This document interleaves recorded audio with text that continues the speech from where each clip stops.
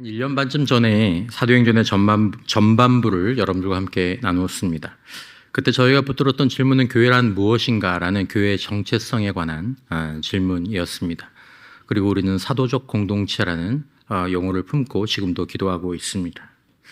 제가 그때만 해도 이 사도행전의 후반부 교회 사역에 대해서 나누기가 좀 이르지 않나라는 생각을 하고 거기까지만 나누고 이제 저희들이 시간이 흘렀는데 근데 이제 지금은 우리가 사도행전 또 다르게는 교회 행전이라고 불리기도 하고 성령 행전이다 이렇게 불리는 지금도 아직도 쓰여지고 있는 성경의 이 말씀을 후반부를 좀 펼쳐도 될 때가 지금은 된 것 같다라는 생각이 들어서 여러분과 함께 저도 이 말씀 앞에 서고자 합니다. 자, 기대감을 가지고 펼치는 오는 이 본문의 시작은 사실은 먼저 우리에게 막 힘을 주고 용기를 주는 것 같지는 않습니다. 오늘 본문에 보면 세상의 힘과 권력 앞에 교회는 굉장히 무력해 보입니다. 그리고 간절히 드리는 기도는 응답받지 못한 것처럼 보입니다. 그런 모습으로 본문이 시작하죠. 1절과 2절에 보면 그때 헤롯 왕이 손을 들어 교회 중에서 몇 사람을 해하려 하여 요한의 형제 야고보를 칼로 죽였다라고 얘기하고 있습니다. 세상에 힘 있는 자, 하나님을 두려워하지 않는 왕 헤롯이 그냥 마음만 먹으니까 예수님이 끝까지 가장 가까이 두셨던 이 제자들 가운데 3대장이라고 얘기할 수 있는 베드로, 야고보, 요한 중에 이 야고보, 그 야고보의 목이 그냥 한 칼에 떨어지고 만 것이죠. 이 헤롯 아그리파 1세는 로마의 정치판에서 잔뼈가 굵은 사람입니다. 그는 유대인이지만 사실은 로마에서 그 정치판의 생리를 몸에 익힌 사람이죠. 그러니까 권력이 뭔지를 아는 사람이었습니다. 유대인들의 민심을 내가 좀 얻으려면 뭘 해야 될까? 저 나사렛 이단이라고 불리는 사람들을 좀 치면 될 것 같다. 그래서 그 지도자 하나를 친 것입니다. 이걸 보면 교회는 그냥 세상 사람들이 그냥 마음만 먹으면 그 사람들의 뜻대로 되는구나. 아무것도 교회를 막아주지 않는구나. 이렇게 보일 수 있지 않습니까? 여러분 야고보가 체포되었을 때 초대교회가 기도하지 않았겠습니까? 교회가 가만히 있지 않았을 것입니다. 합심 기도하고 특별 기도회를 할 것입니다. 왜냐하면 교회의 유력한 지도자가 지금 잡혀 들어갔는데. 자, 그러나 야고보는 죽고 말았습니다. 기도를 들으시는 하나님은 야고보의 죽음 앞에서 침묵하고 계신 것처럼 보였고 그렇게 드렸던 간절한 기도는 별 의미나 효과가 없는 것처럼 보였을 수 있죠. 여러분들은 하나님이 살아계시다고 믿으십니까? 여러분은 하나님의 주권을 믿으십니까? 여러분 만약에 이런 일이 우리 교회에 그리고 우리 개인의 삶에 일어나면 여러분과 저는 어떻게 반응하게 될까요? 자, 여기서 일이 끝나지 않습니다. 3절을 보면 유대인들이 이 일을 기뻐하는 것을 헤롯이 보았습니다. 너무 좋아하는 거예요. 반응이 너무 좋은 거죠. 그러니까 이게 먹히는구나 라고 해서 바로 다음 타깃을 잡습니다. 이젠 진짜 거물을 손을 대려고 하죠. 바로 제자 중에 제자, 수제자, 예루살렘 교회의 수장이라고 얘기할 수 있는 베드로입니다. 베드로를 잡아갑니다. 그리고 그를 지키죠. 군인 4명씩 4패를 이루어서 도합 16명이 베드로 한 사람을 지킵니다. 그리고 이제 무교절이 끝나면 끌어내어서 백성들 앞에서 공개 처형해서 완전히 민심을 한번 자기에게로 확 돌려보려는 그런 계획을 진행하는 것이죠. 자, 내일이면 처형을 당할 계획에 있는 베드로는 어떻게 생각했을까요? 그리고 교회는 이 상황을 놓고 또 어떻게 생각했을까요? 만약에 저라면 야고보가 바로 얼마 전에 이게 지금 거의 며칠 상관일 수 있거든요. 거의 얼마 전에 야고보가 단칼에 죽었습니다. 왜 베드로가 잡혀갔습니다. 헤롯은 그대로 있고 분위기는 더 끌어오르고 있고 베드로는 죽겠구나 이렇게 생각하지 않을까요? 아마 베드로 본인도 아마 내가 이번에 주님의 부르심을 받을 수 있겠다 그렇게 생각하지 않았을까요? 여러분, 우리 삶에도 이런 순간들이 있지 않습니까? 기도했는데 결과가 달라지지 않는 거예요. 오히려 상황이 더 나빠진 것처럼 보이는 거죠. 이미 한 사람을 잃었는데 이제 한 사람을 더 빼앗길 것 같은 그런 순간들이 있죠. 우리 삶에 또 우리 인생의 어떤 병원에서 검사 결과를 듣고 후들거리는 다리를 의자에 앉히고 부부가 서로의 손을 잡고 있는 그런 순간들이 있죠. 아이가 방에 문을 걸어 잠그고 대화를 거부하고 학교를 안 가는 그런 날들이 있죠. 내 사방이 막혀있는 철문처럼 느껴지는, 내가 철문을 뚫을 수는 없지 않습니까? 그런 때가 교회와 성도들을 위협하곤 합니다. 그런 상황이 있는 거죠. 초대교회가 바로 그런 자리에 있었습니다. 그리고 그들이 그 자리에서 무엇을 했는지 오늘 본문이 보여주고 있습니다. 무엇을 했습니까? 5절 말씀 같이 한번 읽겠습니다. 시작. 이에 베드로는 옥에 갇혔고 교회는 그를 위하여 간절히 하나님께 빌더라. 자, 누가는 이 두 장면을 나란히 놓고 있습니다. 한쪽에는 베드로가 감옥 안에 갇혀 있고 또 다른 한쪽에는 교회가 궁간 안에서 함께 기도하고 있습니다. 이 두 장면이 나란히 비춰져 있죠. 여러분, 우리의 인생이 어쩌면 또 우리 교회가 사방이 철문으로 된 감옥처럼 그런 여겨지는 그런 상황에 처했을 때 그와 나란히 여러분과 우리 교회가 하나님께 간절히 비는 모습이 같이 배열될 수 있기를 주님의 이름으로 축원합니다. 어떻게 기도했습니까? 간절히 기도했다고 나오죠. 이 간절이라는 단어는 에크테노스라는 단어인데 이 단어의 원래 이미지는 활 시위를 이렇게 끝까지 당겼을 때, 여러분 활 쏘보셨습니까? 저도 안 쏴봤는데 뭐 국궁이나 활 쏠 때 이까지 당기면 뭐 보통 사람은 제대로 당기지도 못한다 그래요. 부들부들 떨리는 근육이 끝까지 사용할 수 있는 그 끝까지 긴장된 그런 상태를 의미하는 거죠. 누가복음 22장에서 예수님이 겟세마네에서 기도하실 때의 장면이 이렇게 기록되어 있습니다. 힘쓰고 기도하시니, 여기서 말하는 힘쓰고라는 단어가 바로 이 단어입니다. 에크테노스. 주님이 그렇게 기도하셨고 교회가 그렇게 기도했다라는 것입니다. 그러니까 베드로가 잡혀, 야고보에 이어서 베드로가 잡혀 들어간 다음에 그냥 하나님 베드로 좀 지켜주세요 이렇게 기도한 게 아닙니다. 영혼이 찢어지는 기도, 팽팽하게 당겨진 기도, 밤새도록 놓지 않는 그런 기도를 교회가 한 것입니다. 12절을 보면 그들이 모여있는 장소가 나오죠.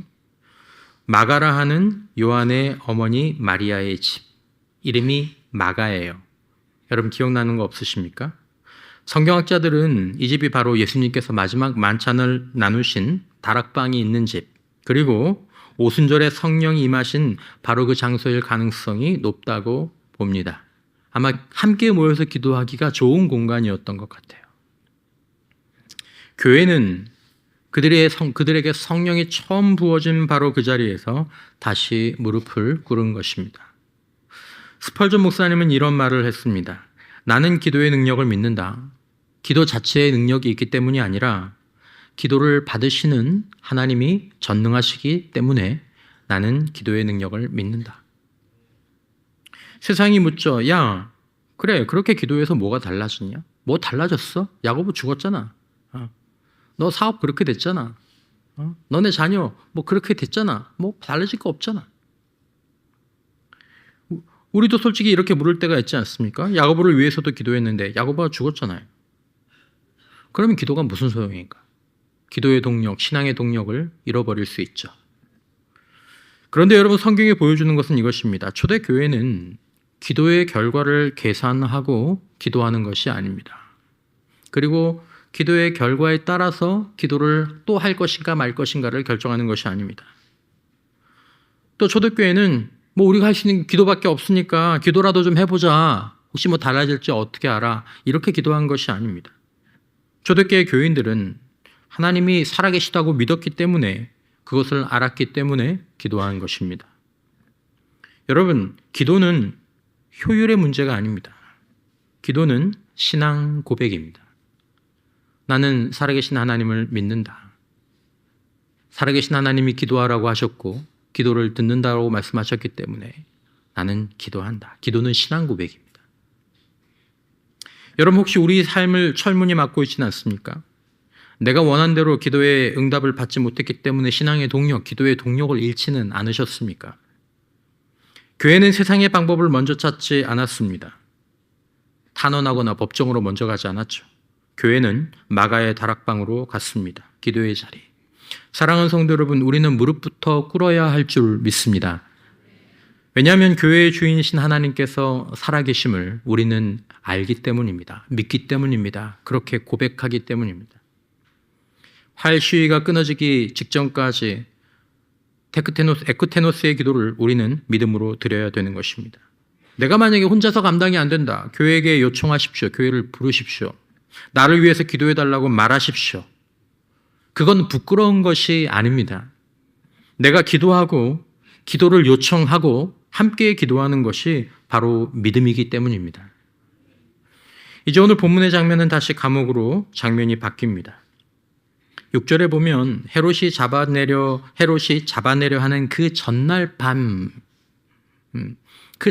밤에 베드로가 두 군인 틈에서 두 쇠사슬에 매어 누워 자는데, 여러분 이 장면 한번 보십시오. 내일 아침이면 끌려나가 처형됩니다. 양쪽에 군인이 한 명씩 붙어 있고 양팔에 쇠사슬이 채워져 있습니다. 문 앞에도 파수꾼이 서 있습니다. 그런데 거기서 베드로가 자고 있습니다. 내일 중요한 시험만 있어도 사실은 잠이 잘 안 옵니다. 사람들 중에는 자기가 죽는 날을 알게 되는 그날부터, 아니 우리는 다 한 번씩 죽는데 자신이 죽음이 임박했다라는 사실을 알게 되는 그날부터 이미 죽은 자처럼 사는 사람도 있습니다. 그게 죽음의 공포죠. 그런데 내일 아침에 죽을 것을 아는, 또 내일 아침에 거의 죽을 것이 확실한 베드로는 지금 자고 있습니다. 얼마나 깊이 자고 있습니까? 7절에 보면 호련히 주의 사자가 나타나매 옥중의 광채가 빛나며, 주의 사자가 나타나자 갑자기 옥중이 밝은 대낮처럼 확 밝아진 것입니다. 여러분 밤에 잘 때 누가 갑자기 불을 탁 켜면 잠이 확 깨지 않습니까? 아 누구야 자는데. 그때 베드로가 안 깨는 거예요. 천사가 멋있게 나타났으면 일어나서 막 그래야 되는데 그냥 계속 꿀꿀 자고 있으니까 뭐 하고 있습니까? 옆구리를 쳐 깨워 이르되 급히 일어나라. 쇠사슬이 그 손에서 벗어지는지라. 여기서 말하는 치다라는 이 원어는 거의 때리다에 가까운 단어입니다. 그러니까 툭 친 게 아니라 탁 친 겁니다. 이게 뭐야 이제 이럴 정도로 친 거죠. 이렇게 일어난 베드로는 뭐 화들짝 놀라서 정신이 번쩍 들었을 것 같은데 베드로가 일어나서도 비몽사몽입니다. 베드로는 잠이 많았던 것 같아요. 얼떨떨해서 천사가 시키는 대로 허리띠 메고 집신 신고 겉옷을 걸치고 따라 나가면서도 9절에 보면 베드로가 나와서 따라갈새 천사가 하는 것이 생시인 줄 알지 못하고 환상을 보는가 하니라. 그러니까 지금 겉옷 입고 걸어가면서도 이게 꿈인 것 같은데, 내가 꿈꾸는 것 같은데 이렇게 생각했다라는 거죠. 여러분 이게 어떻게 가능했을까요? 베드로에게 내일 아침에 죽는데. 여러분 사실 베드로의 잠은 무감각의 잠이 아닙니다. 체념의 잠도 아닙니다. 우리 성경에 보면 요나가 그 배 밑에서 잠자는 그 장면이 나오죠. 여러분 베드로의 잠은 그런 잠이 아닙니다.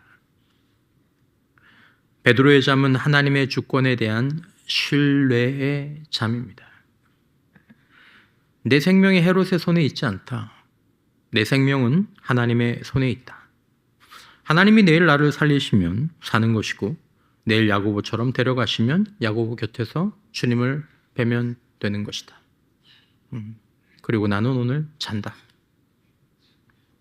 시편 4편 8절 내가 평안히 눕고 자기도 하리니 나를 안전히 살게 하시는 이는 오직 여호와이시니이다.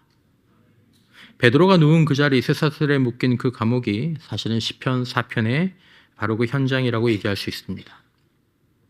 여러분, 여기서 우리가 생각하고 넘어가야 될 것이 있습니다. 야고보는 죽었죠. 베드로는 살았습니다. 하나님이 야고보를 덜 사랑하셨습니까? 야고보의 믿음이 부족했습니까? 그렇지 않습니다. 야고보에게 주어진 길이 순교였고 베드로에게 주어진 길이 이 시점에서의 생존이었을 뿐입니다.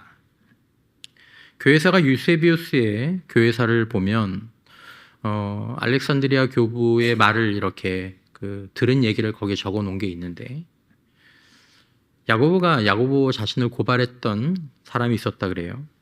근데 그 사람이 끌려가는 야고보의 담대한 모습을 보고 그 자리에서 무너졌다라고 얘기합니다. 그리고 자기를 용서해달라. 그러자 야고보가 잠시 머물러 있다가 당신에게 평안이 있기를 바랍니다 라고 용서하고, 그는 사실은 나도 그리스도인이다 라고 얘기하면서 야고보가 참수당할 때 그도 참수를 당했다 라는 그런 기록이, 우리는 이런 걸 기독교의 전설이라고 얘기를 하지만 그런 이야기가 전해집니다. 야고보의 순교가 패배가 아니었다라는 것이죠. 그 죽음 자체가 새 생명의 씨앗이 되었다라는 것입니다. 제가 자주 말씀드리지만 하나님은 자연 세계에 있어서든 우리 인생에 있어서든 쓰레기를 남기지 않으십니다. 쓰레기 같은 경험이 없는 거죠. 이건 전설의 이야기지만 사도행전 7장에 스데반의 순교 이야기가 나옵니다. 사도행전 6장 15절에 보면 공회 중에 앉은 사람들이 다 스데반을 주목하여 보니 그 얼굴이 천사의 얼굴과 같더라. 이제 설교를 시작하는 스데반의 얼굴이 천사의 얼굴과 같았습니다. 하지만 그 설교를 듣기 전부터 어떤 사람들이 이미 돌을 던지려고 돌을 손에 잡고 있었는지도 모릅니다. 그리고 설교가 끝나자마자 주변에서 돌이 날아 들어와서 스데반이 그 돌에 맞아 죽죠. 59절에 그들이 돌로 스데반을 치니 스데반이 부르짖어 이르되 주 예수여, 주 예수여 내 영혼을 받으시옵소서 하고 무릎을 꿇고 크게 불러 이르되 주여 이 죄를 그들에게 돌리지 마옵소서, 이 말을 하고 자니라 라고 기록되어 있습니다. 이건 전설이 아니라 성경에 나오는 말씀입니다. 어떻게 보입니까? 너무 안타깝고 무력해 보이는 죽음, 너무 빨리 떠난 너무 힘없이 떠난 그런데 여러분, 그 돌밭 옆에 서서 옷을 지키고 있던 청년이 하나 있었습니다. 사울이라는 이름, 훗날 우리가 사도 바울이라고 부르는 그 청년이 바로 그 자리에 있었죠. 58절, 성 밖으로 내치고 돌로 칠세 증인들이 옷을 벗어 사울이라 하는 청년의 발 앞에 두니라. 언젠가도 말씀드린 것처럼 이것이 기독교가 승리하는 방식입니다. 스데반이 영적인 권능을 가지고 사도 사울을 꺾은 것이 아닙니다. 봐라, 이게 하나님의 능력이다, 굴복해라, 그렇게 하지 않았습니다. 돌 사이에 흘러내린 순종의 피가 사울을 굴복시켰죠. 여러분, 세상을 이기는 기독교 신앙의 힘은 십자가의 능력, 십자가의 방식이지 군대가 아닙니다. 정치력이 아닙니다. 여러분, 그러므로 우리에게 중요한 것은, 하나님의 사람들에게 중요한 것은 하나님에 대한 신뢰와 순종입니다. 끝까지 신뢰했는가? 그리고 끝까지 순종했는가? 저는 베드로만 잡혀 죽기로 예정된 전날 밤에 평안히 잠을 잤을 거라고 생각되지 않습니다. 아마 야고보도 그랬을 것입니다. 그로 인하여 죽었든지 살았든지 그것은 하나님께 중요하지 않습니다. 하나님이 성도의 죽음을 가벼이 보신다는 얘기가 아닙니다. 하나님이 성도가 죽었든지 살았든지 하나님께서는 죽음으로도 삶으로도 하나님의 뜻을 이루신다라는 의미입니다. 내가 죽으면, 그가 죽으면, 교회가 어려움을 당하면 하나님이 어려움을 당하시는 게 아니다라는 것입니다. 그것을 하나님이 사용하실 때가 있다라는 것입니다. 오직 하나님은 신뢰와 순종으로 영광을 받으시고 신뢰와 순종을 통해 구원의 역사를 지금도 이루어 가시는 줄 믿습니다. 여러분, 우리를 올갈매는 쇠사슬이 있습니다.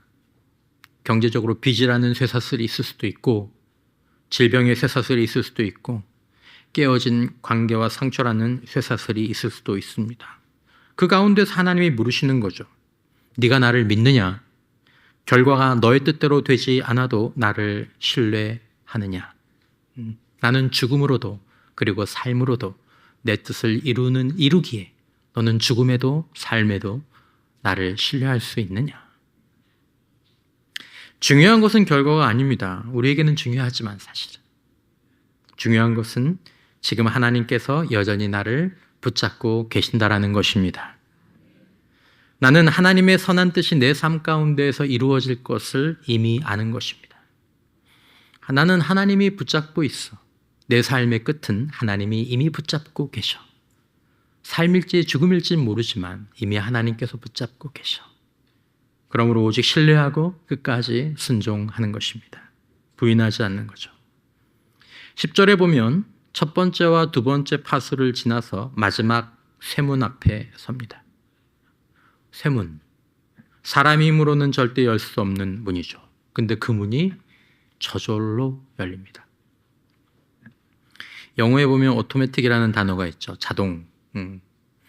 이 단어가 바로 이 어원에서 나왔습니다. 사람이 한 것이 아닙니다. 하나님이 여셨죠. 그리고 베드로가 마리아의 집에 도착해서 문을 두드립니다. 성도들은 지금 안에서 기도하고 있습니다. 문소리를 듣고 다른 분들은 기도하셔야 되니까 이제 하녀가 나온 거죠. 로데라는 이름의 하녀가 나옵니다. 이름이 특별히 기록된 것으로 보아서 초대교회에 이 이름이 잘 알려진 이름이었던 것 같아요. 지금은 하녀지만 나중에 아마 유력한 사람이 되었기 때문에 그 로데가 이 로데입니다. 아마 이렇게 해서 남기지 않았을까. 어쨌든 로데가 베드로의 목소리를 듣고 문도 안 열어주고 뛰어 들어와서 말하죠. 베드로가 문 밖에 있다고 얘기합니다. 그러자 열심히 기도하던 사람들이 로데의 그 얘기를 듣고 뭐라고 얘기합니까? 네가 뭐 했다? 네가 미쳤구나. 네가 미쳤구나. 여러분 이 장면이 어떻게 보면 더 인간적이지 않습니까? 밤새 베드로를 살려달라고 하나님 살려주세요 기도한 사람들이 막상 베드로가 이중 삼중의 철문을 뚫고 밖에 왔다고 얘기하니까 미쳤다라고 얘기하는 거예요. 그래도 계속 로데가 아니요 베드로 맞아요 라고 얘기하니까 야 그럼 너 뭐 베드로의 천사를 본 거 아니냐? 이 천사에 관한 이야기는 뭐 우리가 묵상해야 될 것이 있는데 그건 뭐 오늘은 못하고 여러분 여기서 우리의 모습이 엿보이지 않습니까? 우리가 간절하게 기도하죠. 에크테노스의 기도를 드립니다. 활 시위가 끊어지기 직전까지 통성으로 주야 때로는 금식 기도도 하고 합심 기도도 하고 목장에서 기도합니다. 그런데 막상 응답이 우리의 문을 두드리면 우리가 못 믿을 때가 있는 거죠. 말씀 준비하다 읽었던 어느 주석가의 책에 이런 글귀가 있었습니다. 감옥의 철문은 열렸는데 성도들의 문은 열리지 않았다. 감옥의 철문은 열렸는데 성도들의 문은 열리지 않았다. 이런 경우가 사실 우리에게 있죠. 여러분 이 장면이 비록 우리의 모습을 드러내주긴 하지만 함께 주는 위로와 권면이 있다고 생각합니다. 하나님은 우리의 믿음이 완벽할 때 응답하시는 분이 아니다라는 것입니다. 우리의 연약한 믿음에도 불구하고 우리가 합심하여 간절히 기도할 때 하나님은 그분의 때에 그분의 방법으로 철문을 여시는 하나님이신 줄 믿습니다. 그 얘기를 해주시는 겁니다. 너네 기도하면서도 안 믿지. 못 믿을 때 있지. 하지만 너희들이 기도하면 내가 그 기도라도 가지고 내 역사를 이루겠다라고 말씀하시는 것입니다. 오늘 본문의 반전 20절 이하에 보면 헤롯의 최후가 기록되어 있습니다. 두로와 시돈 사람들 앞에서 헤롯이 연설합니다. 1세기 그 유대 역사가 요세푸스의 기록에 따르면 헤롯이 그날 사람들 앞에 설 때 은실로 짠 왕복을 입고 나왔다고 합니다. 그러니까 햇빛이 아침 햇살이 쫙 찬란하게 빛나는 날 은실로 된 왕복을 입고 사람들 앞에 섰으니 그 모습이 얼마나 번쩍번쩍 했겠습니까? 백성들이 외치죠. 이것은 신의 소리요 사람의 소리가 아니라. 헤롯이 그 소리를 즐겼습니다. 그걸 거부하지 않았죠. 23절에 보면 헤롯이 영광을 하나님께 돌리지 아니하므로 주의 사자가 친히 벌레에 먹혀 죽으니라 라고 기록되어 있습니다. 아까 감옥에서 천사가 베드로의 옆구리를 쳤다는 대목이 있었죠. 그때 쳤다라는 단어와 오늘 본문의 23절에 주의 사자가 치니라는 단어가 똑같은 단어입니다. 같은 손이 베드로를 깨웠고 같은 손이 헤롯을 쳤습니다. 여러분, 하나님의 손은 겸손한 자를 일으키시고 교만한 자를 하나님의 때에 꺾으십니다. 이것이 역사가 우리에게 보여주는 결과입니다. 역사에서 꼭 그걸 보셔야 합니다. 그러니 세속의 학자들도 우리의 속담 가운데서도 그런 말이 있지 않습니까? 사필귀정. 요세푸스의 유대 고대사에 의하면 헤롯은 그 자리에서 극심한 복통을 일으켜서 5일 후에 죽었다라고 기록되어 있습니다. 야고보를 죽이고 베드로도 가둘 수 있었던 사람, 백성의 환호를 받으면서 신처럼 군림하던 자의 최후가 고작 벌레에 먹혀 죽는 것입니다. 그리고 24절 이 한 절이 12장 전체의 결론이기도 하고 어쩌면 사도행전 전체를 통해서 우리 마음 가운데 담아야 할 개인과 교회의 묵상인지도 모릅니다.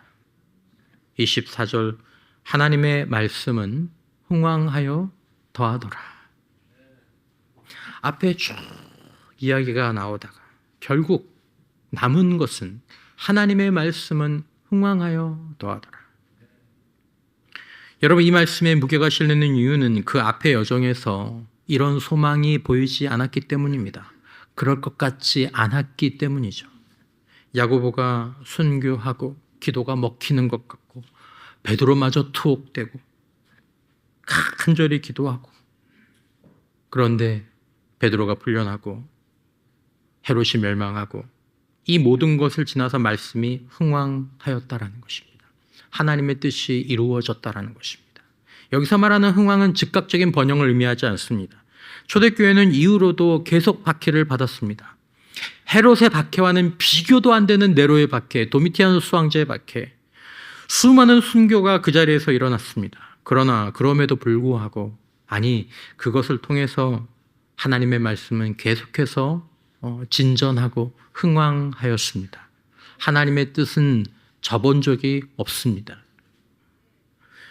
결국 흥왕한 것은 세상의 왕과 권력이 아닙니다. 세상의 왕과 권력이 흥왕할 것 같죠. 그것들은 또 그 사람들은 지금 모두 폐허로 그 사람들은 벌레처럼 먼지처럼 사라져 선적조차 보이지 않습니다. 2세기 교구 터툴리아누스는 이렇게 이야기했습니다. 순교자의 피는 교회의 씨앗이다. 순교자의 피는 교회의 씨앗이다. 20세기 소련이 70년 동안 교회를 탄압했습니다. 스탈린이 호언장담했죠. 5개년 계획이 끝나면 러시아에서는 하나님이란 이름은 사라질 것이다. 교회는 지하로 내려갔고 목사님들은 수용소로 끌려갔습니다. 하지만 1991년 소련이 무너졌죠. 지하교회 성도들은 땅 위로 올라왔습니다. 그냥 겨우 생존해 있던 것이 아니라 그 뿌리가 더 깊어져서 올라왔습니다. 곳곳에 있던 스탈린의 그 거대한 동상들은 다 무너져 가루가 되어버리고 소련이라는 나라 자체가 사라졌습니다. 그러나 하나님의 말씀은 흥왕하여 더했습니다. 중국도 마찬가지입니다. 1949년 공산화 이후에 모든 선교사님들이 추방되고 중국의 그리스도인들이 약 100만 명으로 추산되었죠. 모택동은 기독교를 제국주의의 잔재라고 부르면서 말살하려고 했습니다.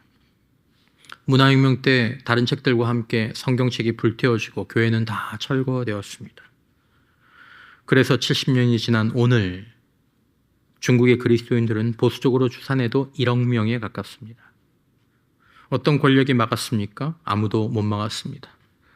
지금까지도 어떤 권력도 하나님의 말씀이 흥왕하여 더하는 것을 막지 못하고 있습니다. 지금도 흥왕하고 더하고 있는 것이 하나님의 말씀입니다. 존 스타트 목사님은 이렇게 얘기했죠. 사도행전의 진정한 주인공은 사도들이 아니라 성령이시다. 그리고 성령의 주된 사역은 하나님의 말씀을 전진시키시는 것이다. 여러분, 지금 여러분의 눈에 또 우리의 눈에 보이는 현실이 어두울 수 있습니다. 내 믿음과 기도가 의미가 없어 보일 수도 있습니다. 교회는 약해 보이고 복음이 밀려나는 것 같고 하나님은 계시지 않는 것처럼 세상의 목소리와 힘이 더 커 보이는 것처럼 느껴질 수도 있습니다. 그러나 여러분 기억해야 합니다. 신과 같았던 헤롯은 벌레에 먹혀 죽었습니다. 헤롯뿐만 아니라 그 뒤에 있던 그 모든 정치 권력들, 그런 나라들. 그러나 하나님의 말씀은, 그 배후에서 역사하시는 성령의 역사하심은, 삼일째 하나님의 역사와 말씀은 죽지 않고 오히려 흥왕하였습니다. 무엇도 하나님의 말씀을 멈추게 하지 못했습니다.